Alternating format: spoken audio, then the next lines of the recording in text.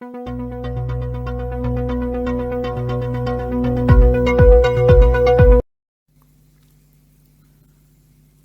adalah seorang pegawai biasa di sebuah tempat potong rambut di kota Harlem.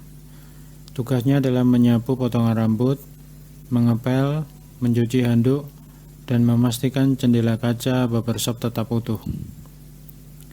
Di Harlem, Luke bekerja untuk Happy Henry Pop Hunter, seorang tukang cukur yang memiliki masa lalu yang kelam, tapi dihormati oleh seluruh penduduk Harlem. Malam pun tiba dan jam kerja Luke sudah habis. Ketika hendak pulang, Luke berpuasa dengan Chico. Chico adalah rekan kerjanya di barbershop. Melihat Chico membawa senjata, bertanyalah Luke untuk apa senjata itu. Namun Chico cuma menjawab, itu bukan urusanmu. Segera ia berlalu bersama dengan temannya yang bernama Samik.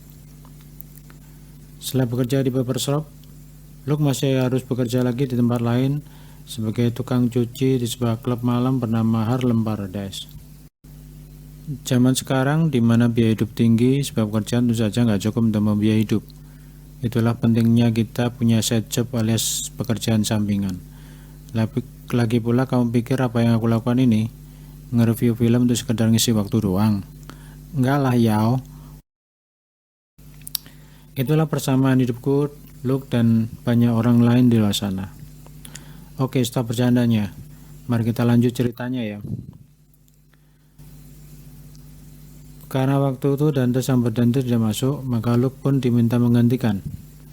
Maka dengan setelan jas yang kekecilan, karena memang jasnya memang punya Dante, bertugas selalu untuk menyajikan dan meracik minuman untuk para pengunjung klub.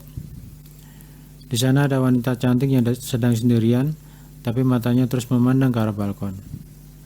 Di atas balkon sedang ada pertemuan antara pemilik klub yang bernama Stuck, ibu dewan kota bernama Maria Dilar, dan seorang pengusaha bernama Diamondback. Mereka sedang membicarakan bisnis yang sedang mereka jalankan, yaitu bisnis senjata ilegal kualitas nomor 1. Ibu dewan kota sebenarnya nggak setuju dengan bisnis seperti ini, karena ini ilegal. Namun ia juga sebagai anggota dewan, ia memerlukan sokongan dana dari pengusaha untuk dapat mempertahankan suara konstituennya. Tahu sendiri kan kalau biaya politik itu tinggi. Di luar sana sesuatu yang dilakukan menimpa pengiriman senjata suruhan shock. Mobil mereka dirampok. Mereka nggak cuma merampok, tapi juga membunuh semua kurir yang ada. Perampok itu berjumpa 3 orang yang ternyata tak lain adalah Chico, Samik, dan Dante. Dante kesal karena harus terjadi pembunuhan. Harusnya tidak ada yang terbunuh, supaya jejak mereka tidak ketahuan. Samik nggak suka dengan perkataan Dante barusan. Ia segera mencabut pistolnya dan memuntahkan isinya ke arah Dante. Dante pun tersungkur bersimbah darah. Chico kaget melihat hal ini karena bagaimanapun Dante adalah sahabat mereka. Samik beralasan ini adalah keputusannya karena ia takut Dante malah mengaku dan terbongkarlah perampokan ini. Lagi pula ia merasa sayang jika harus membagi uang hasil rampokannya bertiga. Di bar karena terus melihat ke atas, Luke merasa wanita ini sedang menunggu Stuck, sang pemilik klub, karena lupa membayar. Wanita itu cuma tertawa kecil. Emang kamu pikir saya ini cewek apaan? Percakapan sederhana malam itu segera membuat mereka akrab. Luke segera melontarkan lanjutannya bahwa wanita tersebut ternyata punya selera yang jadul. Banyak cowok yang menyukai gadis yang muda, tapi kalau aku sih mau menyukai wanita yang matang. Luke bak Raja Gombal melakukan rayuan mautnya. Sebentar kemudian rekan Luke yang lain datang meminta Luke untuk mengantar 6 botol minum ke atas. Luke dengan senang hati mengantar. Rupanya itu minuman pesanan bos pemilik klub. Di atas, bos pemilik klub kafe terlihat aneh karena ia nggak pernah melihat Luke sebelumnya. Dengan jas kekecilan, tubuh Luke jadi semakin kelihatan besar. Pemilik klub menawarkan pekerjaan lain yang sesuai dengan postur tubuhnya dan dengan bayaran lebih besar. Kamu pernah pegang senjata kan? Luke dengan sopan menampik tawaran tersebut karena ia sudah merasa senang dengan pekerjaan sekarang. Di tempat perampokan, Dante yang sudah tertembak dan merasa ditikung oleh teman sendiri memilih untuk menghubungi bongsnya dan mengatakan siapa yang merampok. Paginya seorang menelepon polisi dan memberitakan adanya sebuah kejadian perampokan.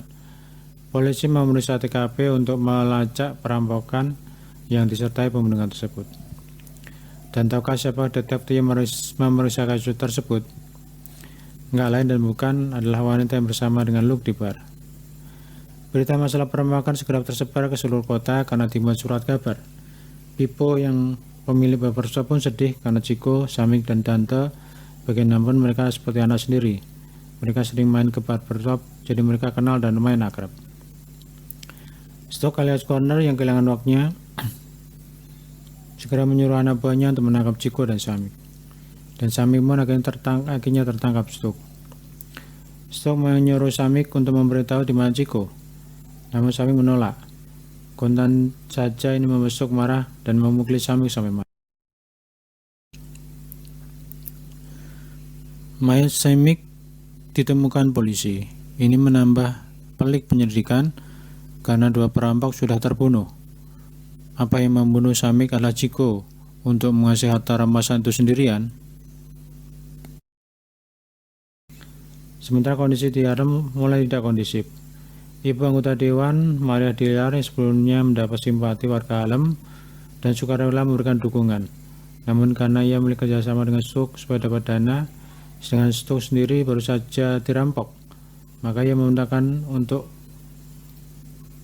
anak buahnya untuk mencari dana dengan meminta paksa kepada para pedagang, terutama para warga keturunan Asia dan lainnya. Tentu saja ini membuat warga tidak simpati dan menarik dukungan. Namun anak buah Stoke terus memaksa agar memberikan sumbangan. Untungnya Luke datang pada saat yang tepat. Segera terjadi perkelahian di antara mereka. Amos, salah satu anggota geng, itu segera mengeluarkan pukulan kerasnya. Cuma ia tidak tahu sedang berhadapan dengan siapa.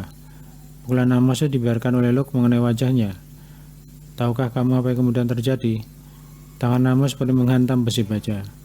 Tentu saja tangannya jadi patah. Luke pun akhirnya melempar Amos keluar jendela. Kawan Amos yang lain tidak tinggal diam. Mereka mulai menyerang Luke dengan tongkat. Kali ini Luke menangkis tebasan tongkat dan tongkat pun patah menjadi dua. Nasib perampok ini juga nggak jauh beda, karena Luke juga melemparkannya ke dinding.